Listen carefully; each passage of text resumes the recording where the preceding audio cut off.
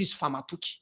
Zan'Andriamanitra manomboka izy aloha any amin'ny ary zato sy ny roanjato matoky izy sa tsy matoky amin'izany. Zanitra amin'ny ampafolo-karena atonontonony jerevan'Andriamanitra toetra. Jerevan'Andriamanitra toetra amin'ny ampafolo-karena be dia be. Rehefa hitan'Andriamanitra fa matoky, baikoan'Andriamanitra amin'izay le valalam-pandany tsy mahazo mikitika an'io intsony.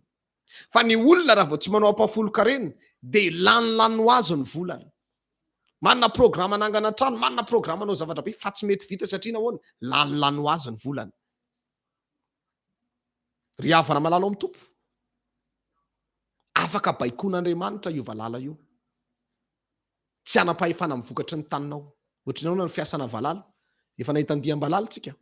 Ohatra hoe misy voly na zava-maitso anankiray andalovana valala be dia be indray mandeha. Izy mandalo indray mandeha iny ny zavatra mitranga eo tahony kely daholo sisa ny hitanao amin'ireo zava-maitso ireo. Ohatr'izany ny pôzipôzy sy endrikendrika an'ilay fiasan'ilay valala, vao tonga andalovan'ilay valala indray mandeha fotsiny tonga dia portefeuille sisa. Daholo nataonao tamin'ilay vola ary madama ozy le ramose. Gaga tsako raha mbô gaga ry dada. Tsy hitako mihitsy hoe inona daholo natao teo fa dia lany. Vao tonga ny vola ao anatin'ny ray volana dia tonga daholo io karazan'olona rehetrarehetra andeha an'inona? Andeha angataka. Dia ianao be fiantrana be nefa reny le valala pikiky. Ohatr'ireny ny fiasa le valala. Ike mety tsy ianao sao dia mieritreritra hoe tonga dia valala manan'elatra be ny tonga ao an-trano andeha hihinana an'ilay voly. Tsy izany ankely izy. Afaka mampiasa olona izy. Afaka misy karazana olana be dia be. Na marary ny zanakao. Misy olona tsy manam-pafoizana mihitsy izy sady tsy mpanao ampafolo-karena, tsy manam-pafoizana nefa manana tahiry be mihitsy. Marary tampoka amin'izay le zaza. Dia le ampafolo-karena tokony naterina iny na le fafoizana tokony takian'Andriamanitra ho aterina, tonga dia vidin'iny mihitsy ny fanafodin'le zaza. Dia voalany le vola, sitrana ho azy le zaza. Be dia be ny olona tsy mafony ampafolo-karena ary tsy manam-pafoizana intsony amin'ny asan'Andriamanitra, dia misy simbasimba daholo ny fananany. Ohatra hoe mampiasa fiara izy dia simba le fiara.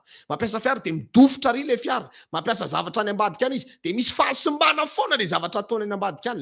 Leo izy ny farany eo ampelatanany iray no mivoaka fa tsisy miditra mihitsy. Valala-pikiky zany miasa zany, havana malala amin'ny tompo. Dinio tsara, matoky tsara ve ianao amin'ny fanaovana ampafolo-karena? Sa sao dia efa nisy fotoana ianao nihinana ampafolo-karena dia tsy voahonitrao le ampafolo-karena dia miverina le valala-pikiky.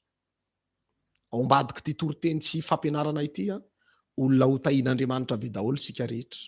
Satria ny Baiboly dia milaza hoe ary asiako teny mafy ny valalam-pandany noho ny aminareo ka tsy hanimba ny vokatry ny tany intsony reny ka dia avanim-bola ho Jehovah tompony maro ary ianareo ataon'ny firenenareo hoe sambatra ho Jehovah tompony maro. Zany hoe rehefa voateny mafy valalam-pandany sy mpamodika sy mpanimba io dia avanim-bo amin'izay. Mahavanim-bo, mahavanina. Rehefa manao zavatra ianao na manangana zavatra ianao na misy asa ho ataonao na misy programa ho tanterahanao dia mahavanina amin'izay ianao. Mamokatra amin'izay le izy.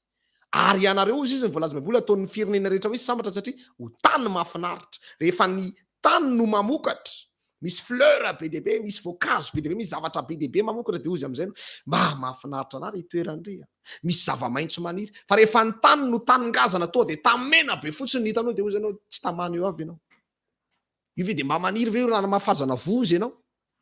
Tsy mahatamana. Fa rehefa ny tany no mamokatra dia mahafinaritra ny itson'ny olona azy. Ho tahakan'izany ny fiainan'ny olona mafoy manao fanatitra sy ampafolo-karena ho tenen'ny olona hoe ho tany mahafinaritra satria mahavanim-boko. Tanaka vava daholo izay mahitanao rehetra tahian'Andriamanitra me miarina ny fiainana. Raha tianao zany ho voatazona foana ny fitahian'Andriamanitra, azadino mihitsy ny manao ny ampafolo-karena ho an'Andriamanitra. Azadino mihitsy ny manao fanatitra tsy misy kilema.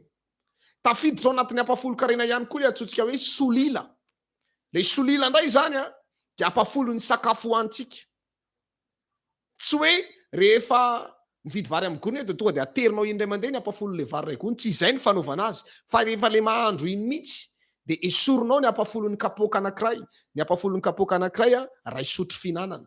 Raha mahandro 3 kapoaka zany ianao dia ny ampafolon'izany 3 sotro fihinanana. Raha 5 mianaka zany nareo ao an-trano ka samy mihinana ray kapoaka azy dia ray sotro isaky ny kapoaka zany dia 5 sotro fihinanana zany ny ampafolon'ny 5 kapoaka. Zay zany ny fanaovana anazy. Ohatra hoe mividy laoka ianao dia ny fanaovanao anazy tonga dia le vola raha 25 000 no hividiananao laoka amin'ny etoandro 5,000 ariary zany dia tonga dia esorinao fotsiny ny ampafolon'ny 5,000 ariary iny. Satria raha ohatra ka anana ny lokanao ohatra ny alatsinainy a somainao vao anatitra ny iny amin'ny toby de raha anana efa lozitra amin'ny kilezilezoka kely no aterinao iny amin'ny toby a tsy manome voninahitrin'Andriamanitra fa lasa misy kilema indray izy amin'izay fa mba tsy ho simba le nandritra ny herinandro de le vola entinao metsena iny esory ny ampafolony iny a de rehefa tonga ny zoma de mividy zavatra tsy mety tsy mora simba ianao de iny no aterinao rehefa tonga ny sabata iny ny atao hoe ampafolon'ny solila ny fitsotsika an'iny mino fa mazava amintsika ny makasika an'izay mba dereo antsika kely ny tenin'i Jesosy tompo a misy ifandraisana amin'ny fidirana amin'ny lanitra zany resaka fafoizana sy ny fanaovana ampafolo-karena izany a any amin'ny bokin'ny Mateo 10